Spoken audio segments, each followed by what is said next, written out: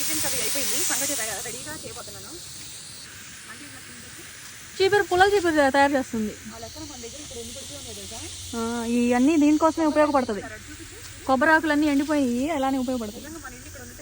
వీళ్ళు కాయలు కోస్తున్నారు.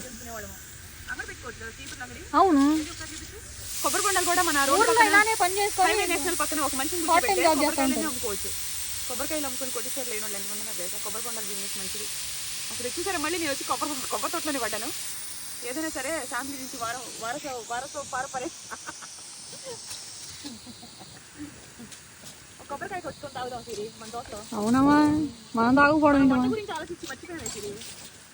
నాకు గుర్తొచ్చిందే కానీ మళ్ళీ నువ్వు వాళ్ళకి ఏదో సేల్కి ఇస్తా అన్నావు కదా. మనం తాగాలి, ఒక 10 బొండాలు ఇంటికి తీసుకెళ్ళాలి. ఈ మాత్రం సాటిస్ఫాక్షన్ లేకపోతే ఎందుకే పాడు జీవితం. ఇదిగో కోస్తున్నారు ఇప్పుడు.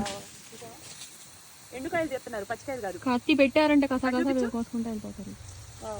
కత్తి పెట్టారంటే అంతే సంగతులు. అబ్బో, అది ఎంత షార్ప్ ఉందో చూడు. సిరి ఒకసారి మన వాళ్ళకి షార్ట్ కట్లో చూపించి. ఇక్కడ చూడు, వేడి వేడి కలుపుతాం వేసి. ఫస్ట్ ఏంటి ఏదో ఆవిరిలో పొంగింది సాంబార్ లాగా నీళ్ళు ఎక్కువ పోసాం కదా. ఇప్పుడు అడుగు నుంచి కలిపి పెట్టుకుంటే మళ్ళీ చల్లరంగా చిక్కు పడిపోయింది. మన తోటలో వర్కులు జరుగుతున్నాయి, మనం ఇక్కడే కూర్చొని వంట వండుతున్నాం. మన ఎంప్లాయీస్కి పెట్టి మనం తింటాం. అదేనా అందులో ఉండే సంతోషం ఉంటుంది. చూసారు, ఆహా, ఇక్కడ ఏదైనా పులులు, సింహాలు, కుక్కలు, నక్కలు ఉంటే వచ్చేస్తాయి స్మెల్కి.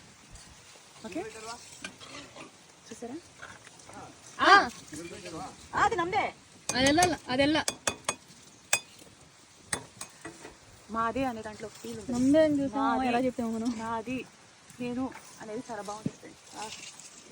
కాయ ఒక్కొక్కటి ఈ సైజులో ఉంది, నాకు లాగా ఉంది ఈ తోట.